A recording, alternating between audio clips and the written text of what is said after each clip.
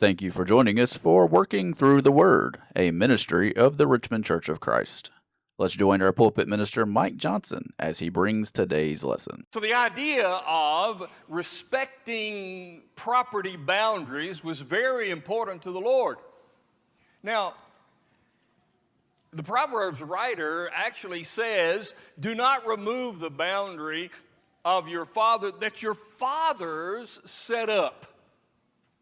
So this idea of having boundaries for your property and for what is yours was so important to the Lord that he actually pronounced a curse on people who would violate that.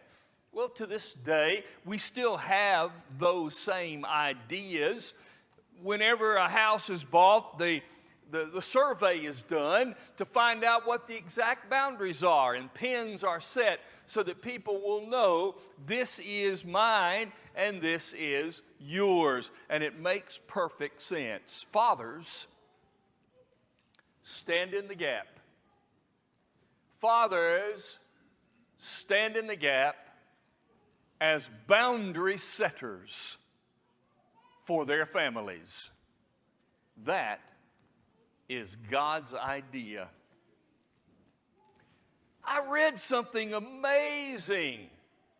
Can you believe that in 2018 there was a study done that said violent fathers produce violent children? I read in 2017 that absentee fathers contribute to juvenile delinquency. Amazing. I wonder how much money was spent to figure that out.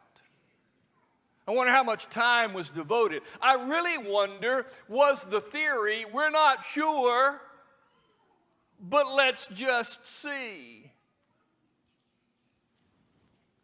We're sure. You are sure. And today, as we think about the fact that fathers have God's instructions, and they either do them or they don't, and we admire those who follow those instructions, I want us today to think for just a minute that fathers stand in the gap.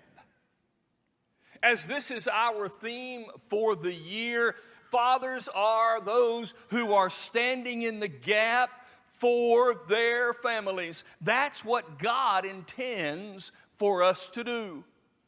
Whereas the world is constantly attacking our families from the outside, dads, fathers, stand up and be those who stand in the gap in behalf of your family. A couple of things to consider. Number one, fathers, you are now placing landmarks in your family's lives, whether you know it or not. Whether you know it or not, that's exactly what you're doing, because you know what? Your children are listening to what you say. In Proverbs 2:1, Solomon actually said, my son, hear my instructions. Also chapter 4 and verse number 10. Well, I know what he was saying. He was saying, I'm going to tell you some good things. You need to listen. What I'm telling all of us that we already know. Oh, they're listening. They're hearing. They know. If you speak this way, they are going to speak this way. If you say these words while they're growing up, they are going to say these words. If you are an angry person and you lash out, they will be angry and they will lash out. You can rest assured you can rest assured that though Solomon told his son to listen to him, oh, they're listening to you. They're watching you. Proverbs 4 and verse 11. You watch me, Solomon said, and your walk will be good. What's he saying? Oh, put your eyes on me and I'll show you the path. Let me tell you something. They're watching. There are many powerful images that we keep in our minds. And I remember from many decades back, one of the most powerful images that is stuck in my head on this very topic. Maybe some of you older recall it. There was a father sitting under a tree with his son. And it looked like an idyllic situation. And then Dad reached over to his cigarette pack and he pulled out a cigarette. The next shot of the camera shows his little boy reaching for the pack. Oh, they're watching. What you do, they are watching. But number 3 in chapter 3, discipline is important. Maybe we don't know this at times. Maybe we wonder if this is real or not. But I think most of us have figured it out, maybe sometimes too late. You know what? I believe children, in their innate nature, are looking to Dad and waiting for him to say yes or no. In other words, they won't admit it. In fact, they will fight against it, but children want to know the boundaries. They want to know yes or no. I've said many times, the job of parents is to lay out the boundaries, and the job of children is to test them and see if they will hold. Children do that very well. Sometimes parents don't hold the line as well. Fathers, you, like the landmarks of old, are setting down those landmarks for your children. They are listening, they are watching, and they are waiting. It's happening. If you want to go into the book of Proverbs and walk with me for just a few minutes, let's see some boundaries that our fathers need to be setting.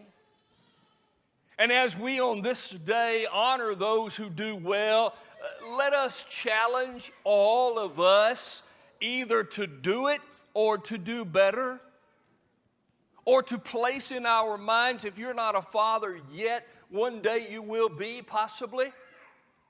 Will you really understand the boundaries that God wants you to set? What are the landmarks that you can count on that your family needs to have?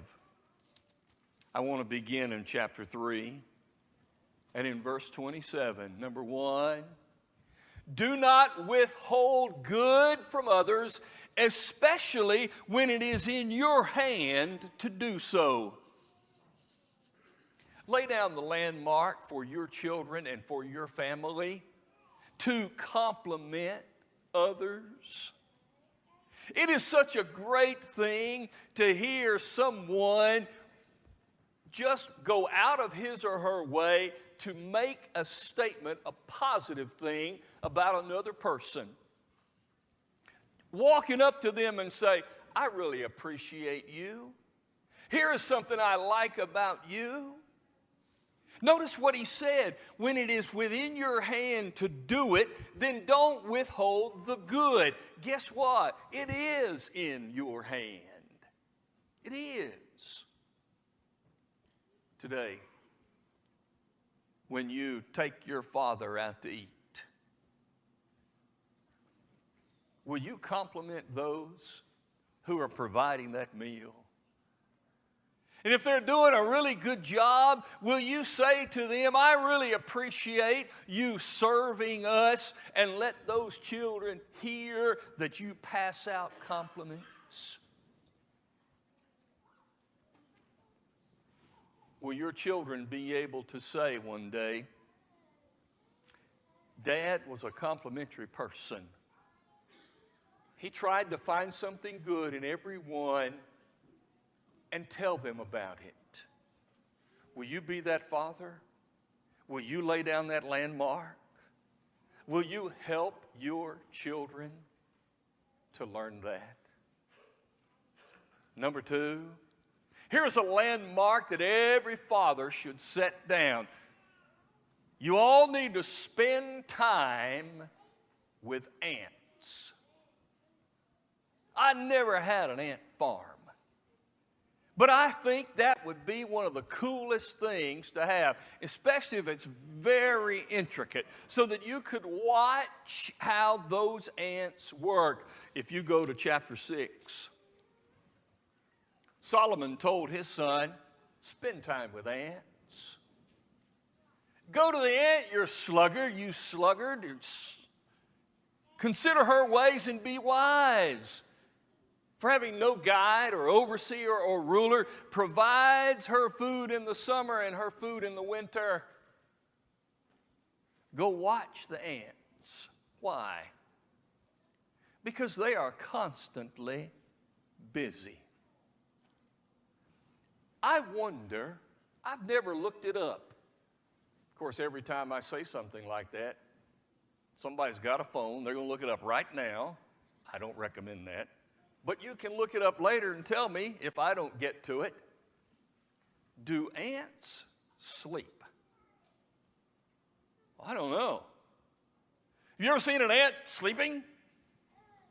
If you've ever seen an ant, they're always moving. They're constantly moving. They are busy. They work. You know what, fathers?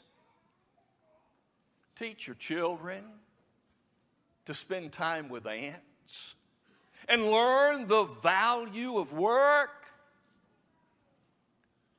Do children have responsibilities in your home?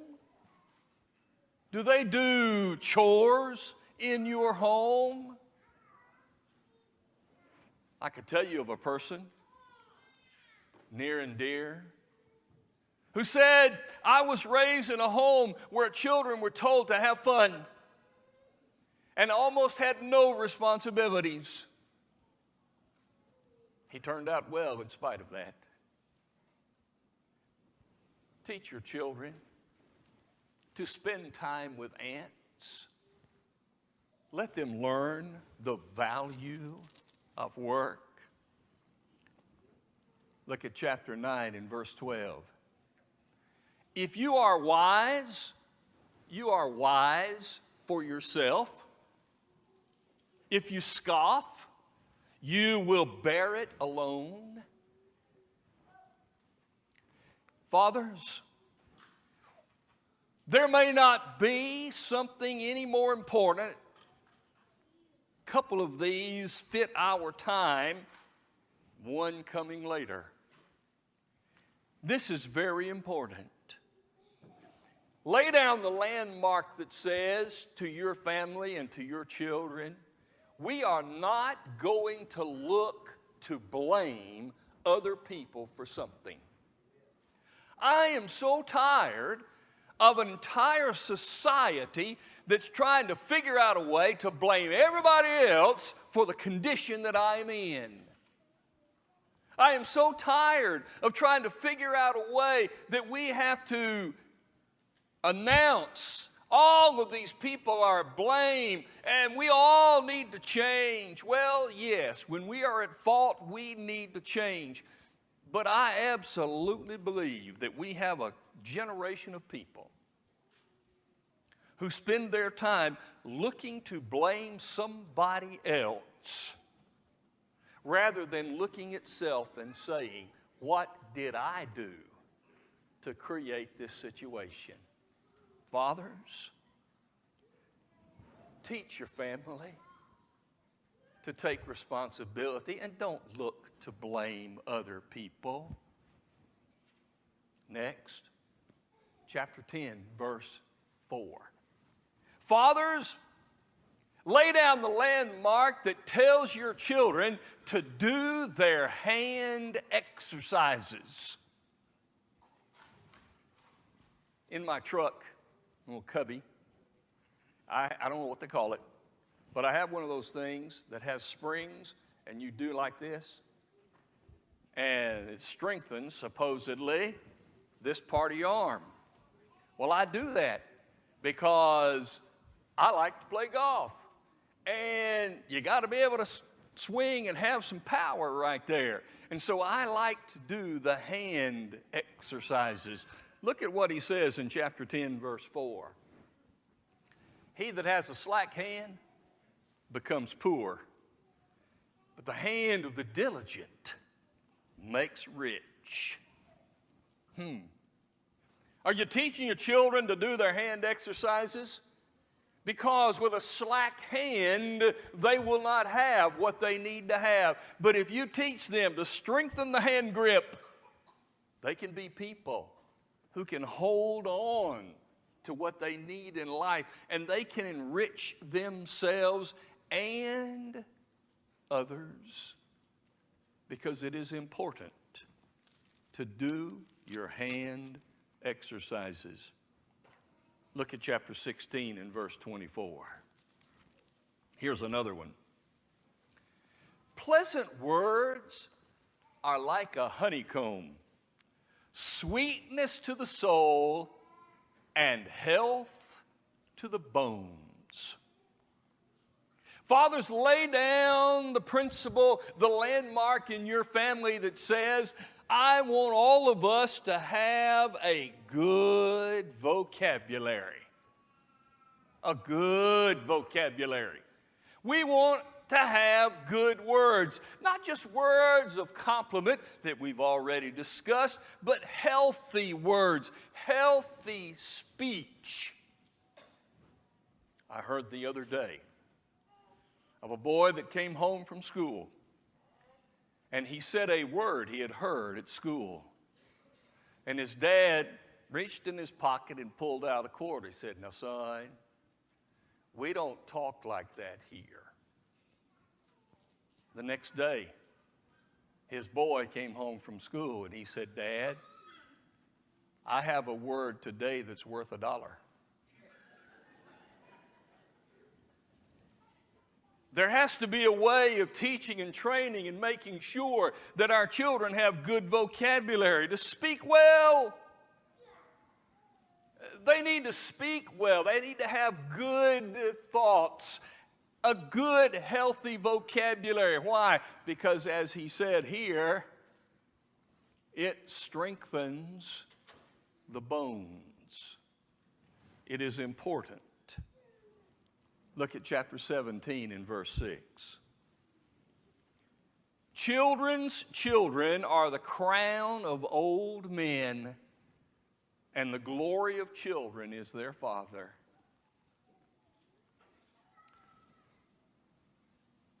I hope, fathers, that you are laying down the landmark that says to them, I have a good home, and I want to have another good home later. The home I live in right now is really good, but someday I'm going to have my own home. And I want my home to be as good then as the one I'm living in now. But some fathers create situations where their children are ready to leave home, to get away, and never to come back. So the responsibility is dual. You need to have a good home for them to be in. But number two, as you do that, you are inspiring them to have a good home for their children to live in. Fathers, will you lay down that landmark? Look at verse 22 of chapter 17, a passage, a proverb that you have heard so many times.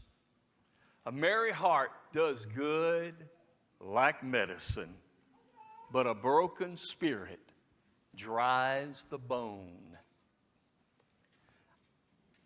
I hope that your children, your family, has a healthy prescription in their medicine cabinet to joy. There is nothing that we can do that will disrupt joy if it is there. Oh, there are times when you're happy and then you're sad. But there should never be a time when you're not joyful. Train your family to know what it means to have the joy of the Lord. And as Paul would write to the Thessalonians, rejoice evermore. I hope your medicine cabinet is full of joy. Look at chapter 22 and verse 1. A good name is to be chosen rather than great riches. Fathers, teach your children to value the name that they wear. It is special. It is unique. It is precious. Your name is who you are. Help them to learn how to make something good out of that name. Help them to know this name can carry with it all of these great ideas. This name, when people recall the name in their minds, they can think of these positive things if you will do it. But sadly, you can probably think of a name from your childhood, from your past, or even your present. And immediately that name conjures up all kinds of negative thoughts. And even if you see somebody else totally out of that scenario with the same name, you remember those negative things. Train your children. Train your children to have a name that they make for themselves and that they can appreciate, and others will too. Look at chapter 27, verse 1.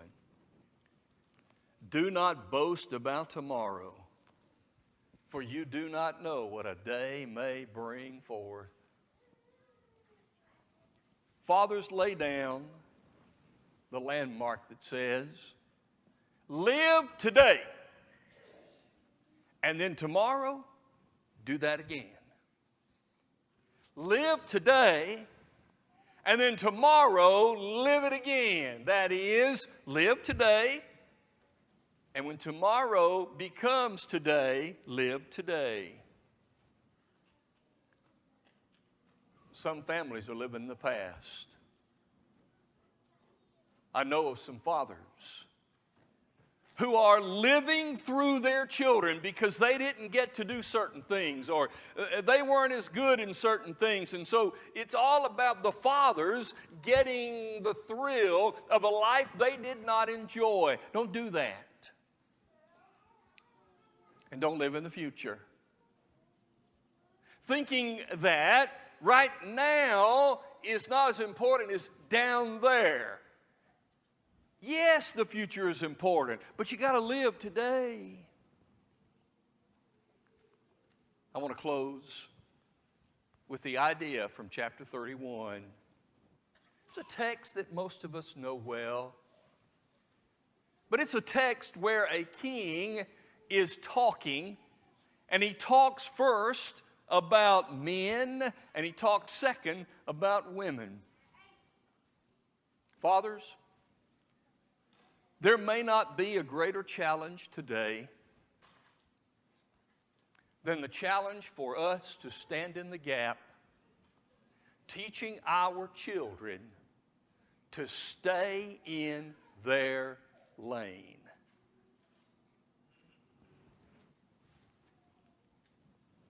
Someone painted these words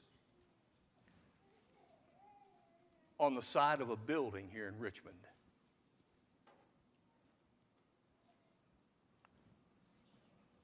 Support trans kids. I want to go and paint under it. Teach them that DNA is the truth.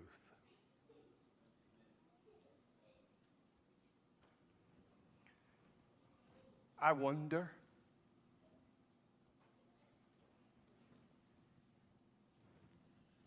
is it the case that some males don't act in a way that teaches their sons to be males? And some mothers don't act in a way to teach their daughters to be women? And therefore the confusion comes. I don't know. But I know the truth.